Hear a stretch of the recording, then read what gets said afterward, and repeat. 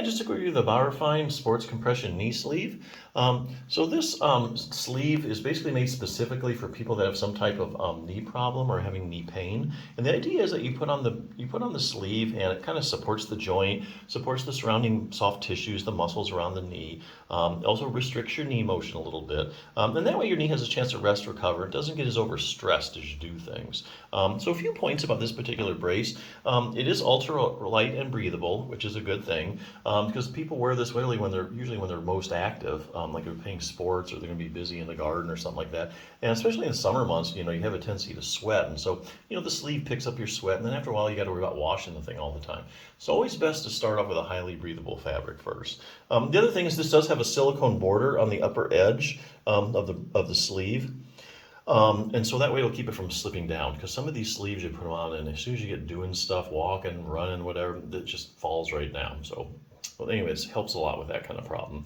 Other things you can do for your knee besides putting on a sleeve. One example of this book, getting this stuff, is Bulletproof Your Knee book. If you have any kind of problems with your knee, you definitely need to strengthen your quadriceps muscle. Your quadriceps muscle is the big stabilizer of the knee.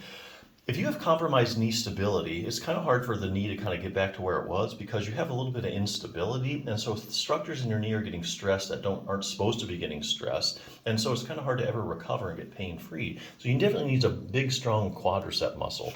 And what they're finding is just about any problem you can name with your knee, probably show you a study that's researchers have looked at people with that problem, and they have decreased quadricep strength. In some cases, they do like CT scans, and they find it's actually smaller than normal. If you look at like cross-sectional area of the muscle. So as an example, knee swelling in the quadriceps. Another study demonstrated that even if you have as little as 20 milliliters of fluid in your knee, just over a tablespoon, it's enough to decrease the strength of your quadriceps muscle. And that's not much. So if you have some swelling that you might even be able to see, or if you have chronic swelling, it takes its toll on your quadriceps muscle.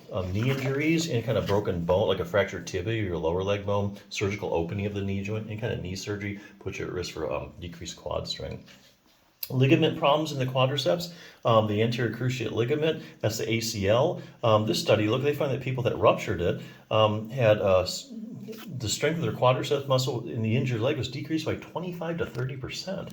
That's a huge compromise of knee joint stability. Your quads are knocked down that much, it's kind of hard to recover. Anyway, the posterior cruciate ligament, same thing. PCL, medial collateral ligaments, any kind of, you're tearing them or injured them, strained them, could take its toll on your quads. Now here's a big one, knee pain in the quadriceps. If you have pain in your knee, it can take its toll on your quads as well. They sometimes experimentally, will inject the knee to irritate it, and they find, oops, there goes the quad strength. 14% decrease. That's pretty significant. Knee arthritis in the quadriceps. Tons of studies, if you look at the arthritis literature, especially knee arthritis, showing that people with knee arthritis, most of the people have decreased quadricep strength. And there are actually a lot of studies, randomized controlled trials, showing if you take people with knee arthritis and you do just quad strengthening, that their knee pain starts to go away. And the other thing they find is that the stronger your quads are, the less progression of your arthritis there is. So the people with the strongest quads have less progression of their knee arthritis. Lots of good reasons to strengthen your quads if you have knee arthritis. Patellofemoral pain syndrome and quadriceps, the list just goes on and on. But definitely do at least one exercise to strengthen your quads. Fine-tune control over your knee.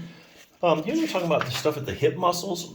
Sometimes you have knee pain, and the problem has nothing to do with your knee. It's actually up at the hip. And so a classic example is iliotibial band syndrome. So if you take a group of people with iliotibial band syndrome and you muscle test them, all the muscles around the hip, you find they have unusually weak hip abductors.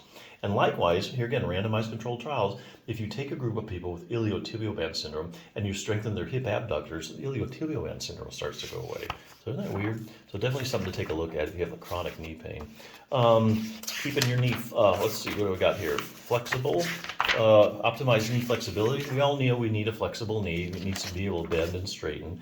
A lot of people don't know this, but your knee actually rotates. About the last 10 or 15 degrees of you straightening your knee, kicking your leg out, actually rotates laterally out to the side.